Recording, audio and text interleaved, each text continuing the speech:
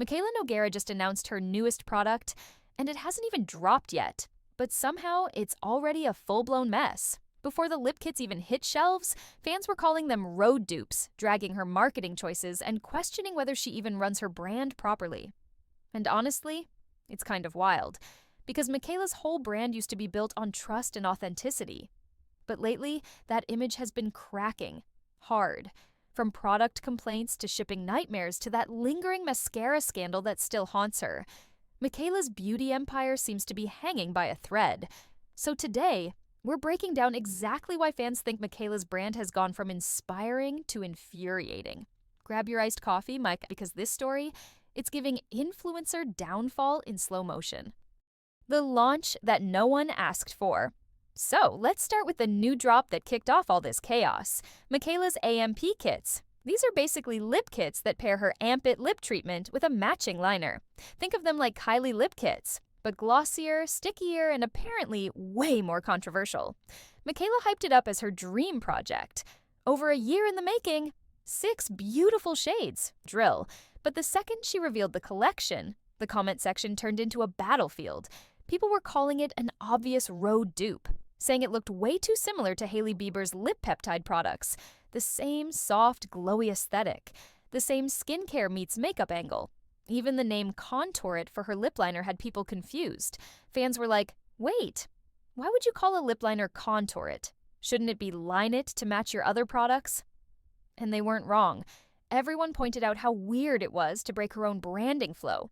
Amp it, blend it, glow it, and then suddenly, contour it? But Mikayla's response only added fuel to the fire. She replied to one fan with, "You'll see, she's teasing some big secret project." Which sounds cute, until you realize people are already frustrated that she's dodging direct feedback. So the launch hadn't even started, and fans were already side-eyeing it hard. But this wasn't just about a weird name or a glossy lip. This was about a pattern, one that's been building for months. The copycat accusations. Now, here's where things start to really heat up. Because if you look at Mikayla's new line, the packaging, the textures, the promo shots, it feels like a mashup of Rhode and Summer Fridays. Even the way she describes the shades sounds eerily familiar. She's out here talking about toasted marshmallow, angel cake, and creamy lattes with cinnamon swirls, and people are like, girl, we've seen this aesthetic before. It's that dessert core vibe that Summer Fridays nailed years ago, and the internet isn't letting it slide. To make things worse, she's calling everything limited edition. And while that might sound like good marketing, fans see right through it. They're already joking that she'll bring them back in 3 weeks under new names and call it back by popular demand. Basically, it's giving fake scarcity energy, and fans aren't having it. One comment summed it up perfectly. Why make good products limited? Just so we panic buy. I'm tired of this. And honestly, that line alone captures how exhausted people are with influencer marketing tricks. But while fans were busy debating whether this was a Rhode knockoff or a cash grab, something else started boiling over behind the scenes. And it had nothing to do with lip gloss. The shipping disaster nobody can ignore. Because as Mikayla was promoting her new launch, thousands of customers were still waiting for their last orders. Yes, people who bought from her brand back in August were still empty-handed in November. Fans started flooding the comments with stories about delayed shipping, missing packages, and being completely ghosted by customer service. One user said, "My order's been delayed for weeks. No update, no response. I'm just going to request a refund." Another added, "Why are you doing another launch when my August order never arrived?" And you know what? They're right to ask. This isn't just some small indie brand learning the ropes. Mikayla has serious investors behind her company. At this point, the new business excuse doesn't fly anymore. If you're going to run an influencer-led brand, especially one attached to your name, you need to make sure people actually get their products. Because when orders go missing and support emails go unanswered, the blame doesn't fall on the warehouse. It falls on you. And fans aren't just disappointed, they feel lied to. But instead of addressing the chaos, Mikayla was seen somewhere else entirely, smiling at an event that left the internet divided. The rare beauty event. Backlash.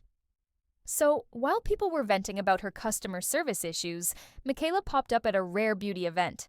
And that did not go over well. Rare Beauty posted her on their socials, and the comment section went nuclear. The top comment literally said, Why are we rewarding someone who lied to millions of people? This industry has no standards. Of course, that's referring to the infamous telescopic mascara scandal, aka Lashgate.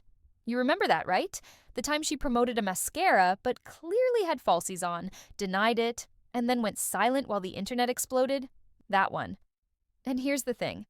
People might have moved on at the time, but that trust? It never came back. Because while other influencers owned up or learned from their mistakes, Mikayla just didn't. She kept doing sponsored posts, pushing products, and acting like nothing ever happened. And that silence, it became part of her brand. So now, when people see her at a rare beauty event, an event for a brand that prides itself on authenticity, it just feels off. And the backlash made one thing painfully clear. People don't see Mikayla as real anymore. But then, just when you think that's the worst of it, another debate starts trending, one that's followed her for years. The accent debate that won't die. Yes, the Boston accent. At this point, it's almost as famous as her makeup looks. But now, it's turning into one of her biggest PR headaches. During the Rare Beauty event, fans noticed that her accent was gone. Completely. People flooded the comments saying things like, "Funny how her accent disappears whenever she's around celebs," and "so she can turn it off and on." Got it. Others tried to defend her, saying she was probably just code switching or toning it down to be understood better in professional settings. And honestly, that's fair. Everyone changes how they speak depending on context. But the problem isn't the accent itself. It's what it represents now, performance.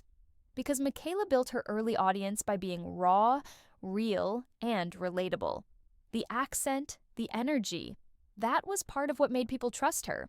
So when fans start to feel like even that's an act, it feeds into this bigger idea that everything about her brand has become fake.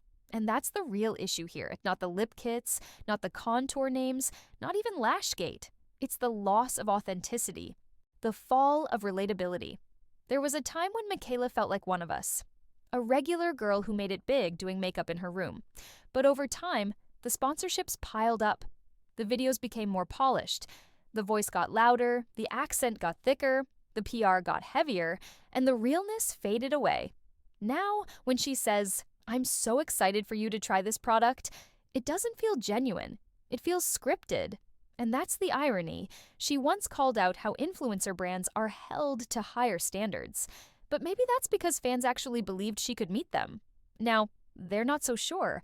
And when your audience stops believing you, that's when things start to fall apart. Because in 2021, Mikayla's word could sell out a product in minutes. In 2025, her word makes people scroll to the comments to see if they still trust her. The bigger picture. The trust problem. The truth is, this isn't just about Mikayla, it's about influencer culture as a whole. Fans are tired of being sold to by people who claim to be relatable. They're tired of glossy launches, fake scarcity, and endless limited editions that magically come back every month. They want creators who care about their audience as much as their income. And Mikayla, whether she realizes it or not, has become the perfect example of what happens when that line blurs. Because when every video becomes a sponsorship, and every product becomes limited, the relationship with the audience stops feeling like friendship and starts feeling like manipulation. Once they stop believing you, Mikayla Nogueira's brand might not be over, but the trust that built it, that's fading fast. Between the constant drama, the customer complaints, the tone-deaf launches, and the PR perfect persona, fans aren't connecting with her the way they used to. And honestly, you can have the best formula, the prettiest packaging, and the fanciest investors. But if people don't believe you anymore, none of it matters. Because once your audience stops trusting you, no amount of lip gloss can fix that.